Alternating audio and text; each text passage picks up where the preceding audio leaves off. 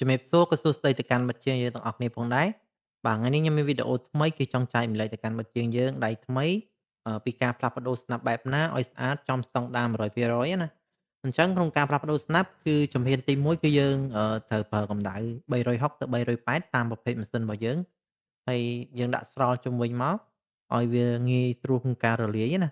អញ្ចឹងក្នុងការផ្លុំគឺយើងផ្លុំកវីកុំផ្លុំនៅស្ងៀមមួយកន្លែងណាយើងធ្វើការផ្លុំឲ្យវារលាយមកយើងមើលជើងនៅលើជើងរបស់វាបាទជើងរបស់វាគឺវាប្រែពណ៌ទៅជាថ្លាអញ្ចឹងមានន័យថាជើងរបស់វាហ្នឹងគឺរលាយហើយយើងអាចចាប់ដើកមកបានណាហើយជើងដែលវារលាយគឺវាមានពណ៌ផ្សេងបាទវាមើលទៅប៉និតទៅគឺថ្លាថ្លា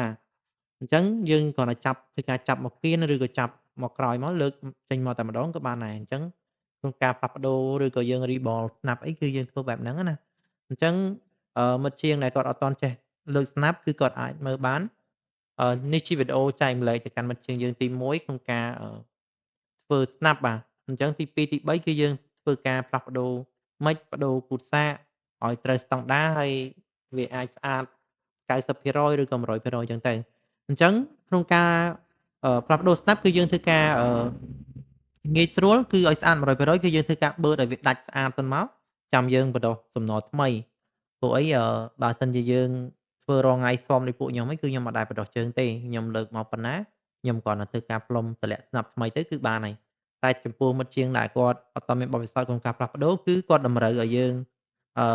បណ្ដុះជើងជាមួយសំណបណ្ដុះអេសេទៅងាយស្រួលតម្លាក់ហើយវាមួយដឹងមួយបាទពេលដែលយើងធ្វើយូរៗទៅស៊ាំដៃទៅគឺយើងមិនបាច់ចាំបណ្ដុះជើងក៏បានដែរហើយយើងមិនបាច់បឺតវាចេញទេណាអញ្ចឹងក្នុងការបដោះជើងគឺយើងប្រើសំណ138ឬក៏158ក៏បាន183ក៏បានដែរដោយសារស្នាប់វាអត់អីទេវាមិនដូចជា XC ទេវាមិនពិបាកក្នុងការធ្វើណាអញ្ចឹងក្នុងការដាក់ឲ្យវាជើងល្អគឺយើងធ្វើការដាក់ស្រោននៅលើវាបន្តិចទៅដើម្បីឲ្យជើងរបស់វាហ្នឹង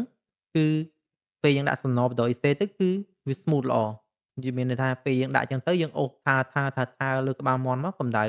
400 450មកគឺល្មមហើយប៉ុណ្ណឹងណាអញ្ចឹងយើងថើឲ្យវាបែបហ្នឹងមកឃើញពេលដែលយើងតម្លាក់ទៅគឺ100%គឺស្អាតតែម្ដងហើយយើងមិនបាច់ចាំទៅពិនិត្យមើលថាវាជាប់ជើងល្អអត់អញ្ចឹងណាហើយយើងធ្វើបែបហ្នឹងមកគឺស្អាតបាទពេលយើងតម្លាក់គឺចំស្តង់ដារ100%ហើយស្អាតសឹងតែដូចដើមវាណាអញ្ចឹងតិចបាទងាយសម្រាប់ជាងដែលគាត់អត់ទាន់ចេះផ្លាស់ប្ដូរស្នាប់អញ្ចឹងខ្ញុំគ្រាន់តែខ្ជិលដាក់វីដេអូមូលបាទយើងដាក់ជា4នាទី5នាទីទៅគឺគាត់ចង់ធ្វើស្នាប់គឺគាត់មើលស្នាប់អញ្ចឹងបើយើងដាក់ទាំងអស់គឺពិបាកអញ្ចឹងទុកចិត្តយើងកាត់4-5នាទី4-5នាទីបញ្យលមិត្តជាងយើងវិញក៏ល្អដែរអញ្ចឹងណាអញ្ចឹងសម្រាប់ជាងដែលគាត់មានបទពិសោធន៍ច្រើនហើយគាត់អាចម្លងទៅនេះជូនចំពោះជាងដែលគាត់អត់ទាន់មានបទពិសោធន៍ក្នុងការផ្លាស់ប្ដូរទេអញ្ចឹងកន្លែងហ្នឹងគឺយើងធ្វើការដាក់ស្រោលហើយយើងយកស្នាប់កាប់សាច់ឬក៏ស្នាប់ដែលយើងលើកមិញហ្នឹងយើងយកមកដាក់វិញអញ្ចឹងបាទនេះជាការចែកម្លែកក្នុងការផ្លាស់ប្ដូរស្នាប់ទេហើយយើងធ្វើការដាក់ឲ្យចំជើងរបស់វាណាយើងពិនិត្យមើលទៅ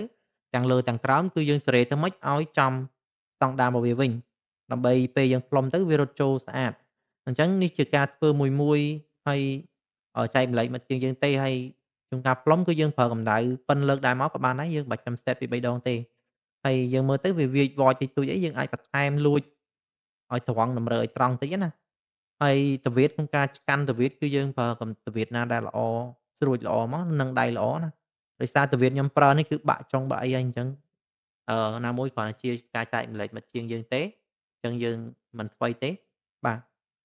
អញ្ចឹងពេលដែលយើងផ្លុំហើយបាទគឺវាជុតរត់ចូលជើងគ្នាស្អាតហើយយើងធ្វើការតម្រង់វាឲ្យត្រង់ណា